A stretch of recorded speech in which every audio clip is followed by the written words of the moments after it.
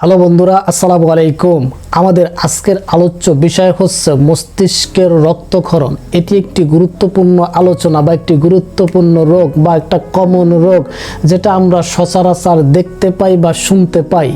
তো আমরা এই পর্বে জানব মস্তিষ্কের রক্তক্ষরণ কি, কেন হয়, এর লক্ষণ কি, এলোপ্যাথি বা হোমিওপ্যাথিক চিকিৎসা কি হতে পারে, রোগ নির্ণয়ের টেস্ট কি হতে পারে, এইসব সম্পর্কে সব বন্ধুরা সঙ্গ দেওয়ার জন্য অসংখ্য ধন্যবাদ।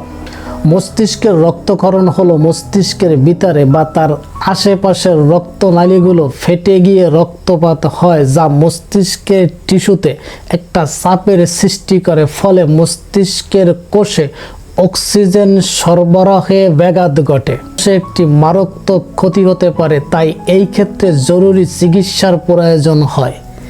কেন হয়, এর কারণ কি, আমরা এর প্রধান কারণগুলো সম্পর্কে আলোচনা করতে চাই। উচ্চ রক্তচাপ, যাকে মেডিকেলের ভাষায় হাইপারটেনশন বলে, এটি মস্তিষ্কের রক্তক্ষরণের সবচেয়ে একটি সাধারণ কারণ।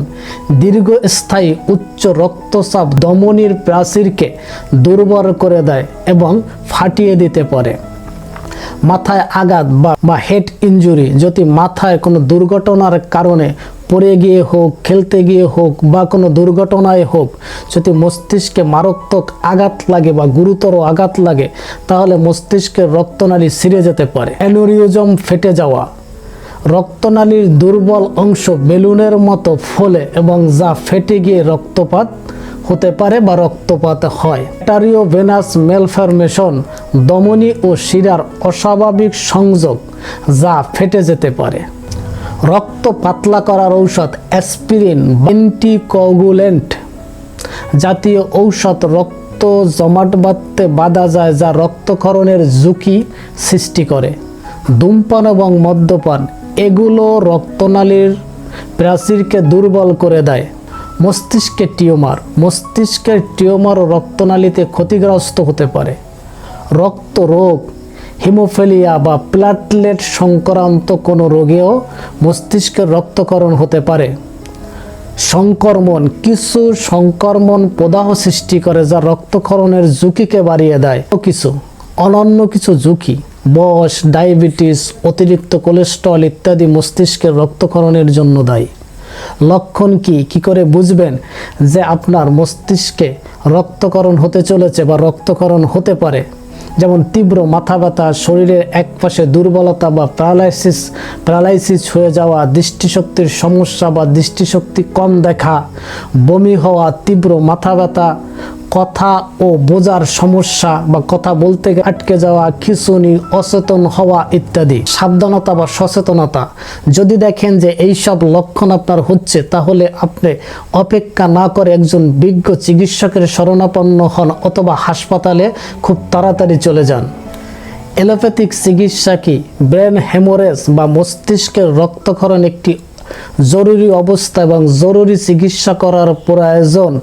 মূলত এলোপ্যাথিতে মস্তিষ্কের রক্তক্ষরণ বা হেমোরেজের চিকিৎসায় ধরন, স্থান, তীব্রতার উপর নির্ভর করে। তারা তাৎক্ষণিকভাবে স্থিতিশীলকরণের চেষ্টা করে, ওষুধ দেয়, মস্তিষ্কের ফোলাকামনের ব্যবস্থা করে, খিঁচুনি প্রতিরোধ করার ওষুধ দেয়, রক্ত পাতলা করার প্রভাব কমানোর চেষ্টা করে, অস্ত্রোপচার করে বা ক্যারিনেক্টমি, মাথার খুলির অংশ কেটে জমাট বাঁধা রক্ত বের করা, ভেন্ট্রিকুলোস্টমি, মস্তিষ্কের গভীরে তরল চাপ বাড়লে একটি টিউব প্রবেশ করে সেখান থেকে তরল বাহির করা, নিবিড় পর্যবেক্ষণ করা, দীর্ঘমেয়াদী পুনর্বাসন সহ বিভিন্ন ব্যবস্থা তারা নিয়ে থাকেন। হোমিওপ্যাথিক চিকিৎসা কি? যেহেতু এটা একটি জরুরি চিকিৎসা ব্যবস্থা, তাই আপনার উচিত হবে হোমিওপ্যাথিক চিকিৎসার উপর নির্ভর না করে জরুরি অবস্থায় একজন হাসপাতালের শরণাপন্ন হতে। এছাড়া বেলেডোনা, ল্যাকেসিস, জেলসিমিয়াম ঔষধ হতে পারে। এবার আসি যে রোগ নির্ণয়ে কি কি টেস্ট দিয়ে থাকেন। মস্তিষ্কের রক্তক্ষরণের জন্য CT scan, MRI, CTA, CTO angiogram, cerebral angiogram, CSF, cerebral spinal fluid পরীক্ষা, ইলেকট্রোএনসেফালোগ্রাম, ইইজি, রক্ত পরীক্ষা ইত্যাদি টেস্ট দিতে পারে। সো বন্ধুরা, আমরা একটি গুরুত্বপূর্ণ রোগ নিয়ে আপনাদের মাঝে উপস্থাপনা করলাম। অন্তত এই রোগটি সম্পর্কে মোটামুটি একটি ধারণা আপনি বুঝতে পেরেছেন। সো আজকের এ পর্যন্ত। ভালো থাকুন, সুস্থ থাকুন। আসসালামু আলাইকুম রহমতুল্লাহ।